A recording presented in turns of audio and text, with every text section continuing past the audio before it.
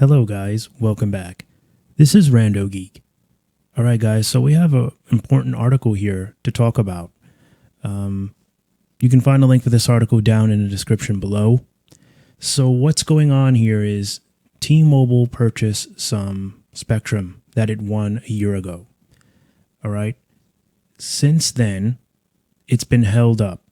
They've been going back and forth with the FCC, and they're not really getting anywhere at this point. It's become an epic battle between T-Mobile and the FCC, and a lot of people are being caught in the line of fire with this situation here. So it's doing way more harm than good for everybody at this point, including T-Mobile. Now, T-Mobile obviously really wants this spectrum, okay? They claim that they need it. This is part of their build out, So, there's going to be a lot of problems, okay, as a result of this issue. So greater than just their extended 5G build out that they're looking to do, their deployments. There's going to be a lot of people that are going to suffer. There's going to be a lot of job loss as a result of this, okay, which can create a massive economic problem, right? There's going to be a lot more people on the unemployment line, 17,000 more people on the unemployment line. So as a result of this deal not going through. So apparently the FCC is wasting jobs and money, right, on the 2.5 gigahertz license delay. Americans stand to lose up to $42 billion and 17,000 job opportunities while the FCC sits on spectrum licenses that T-Mobile won in an auction last year. So this is according to the new report that was prepared by T-Mobile themselves, okay? The report written by the battle group for T-Mobile concludes that T-Mobile's 2.5 gigahertz of spectrum would generate approximately $42 billion in consumer welfare. The firm said that the figure is a measurement of value that Americans lose by being denied access to this mid-band spectrum, and that mobile service and 5G home broadband it enables. Right? The report also warns that T-Mobile's delayed capex investment in the auction of 108 licenses could result in significant job losses. So the creation of over 6,500 wireless industry jobs will be put on hold until these licenses are issued. The creation of approximately 17,000 jobs in the overall economy will be put on hold until these licenses are issued.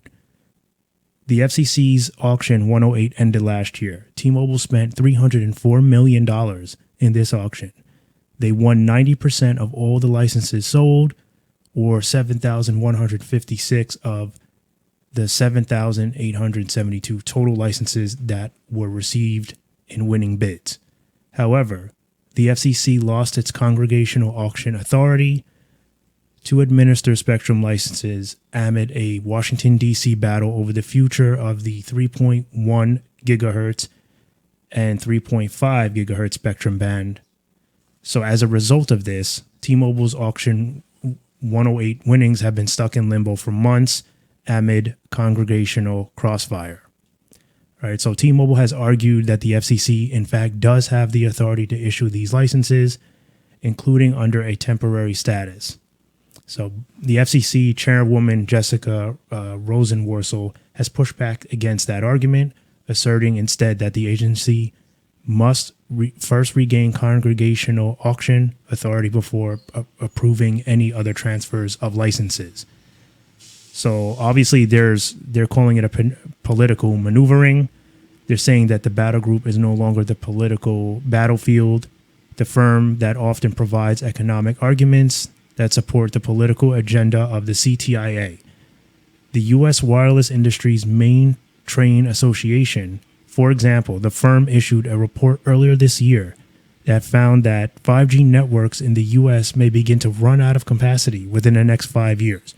That directly supports the CTIA's efforts to encourage lawmakers to allocate more licensed spectrum to association members like Verizon and T-Mobile. So there was a statement made that says, through Auction 108, the FCC offered approximately 8,000 flexible use county-based licenses for white spaces in the 2.5 gigahertz band. But nearly 10 months after the auction closed, they're saying that the FCC has failed to distribute the vast majority of the auction licenses, which is now depriving Americans of new or upgraded 5G service. This report estimates that the cost of the delay of the economy, jobs, and vulnerable groups that the battle group wrote in its T-Mobile report. So they're saying basically, due to this, a lot of jobs are being put on hold. Many jobs will be lost. Okay. The 2.5 gigahertz spectrum has been instrumental to T-Mobile's 5G connectivity and today's next-gen service.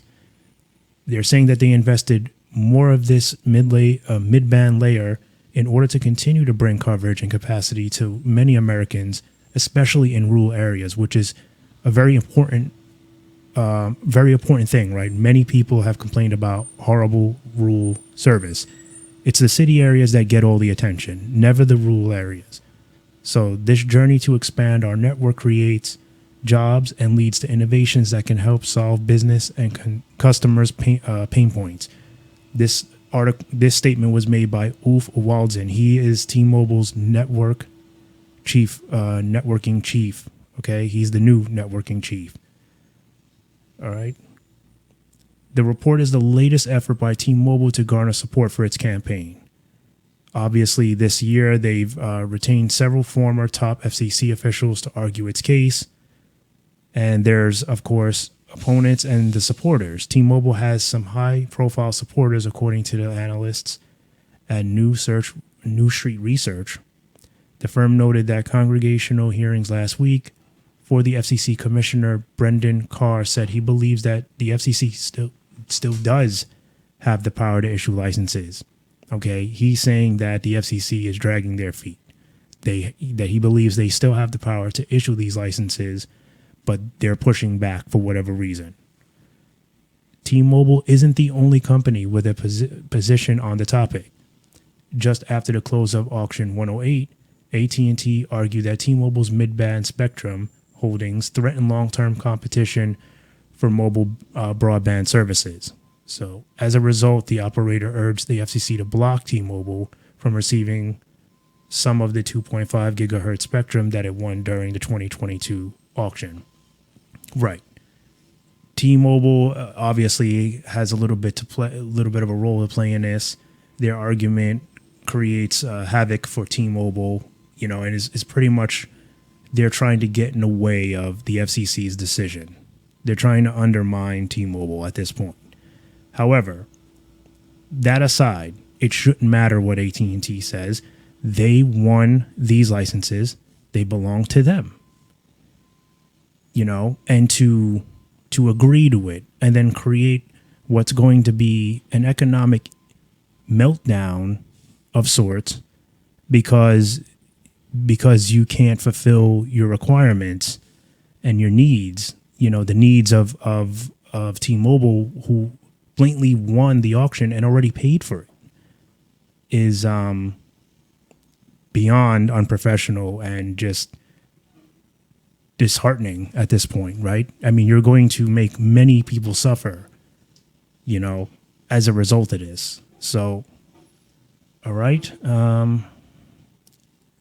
So apparently Dish Network is on T-Mobile's side, saying, while we share T-Mobile's optimism that the Commission's authority will be restored in the future, we also recognize its concerns that 2.5 gigahertz will remain idle until this reauthorization occurs.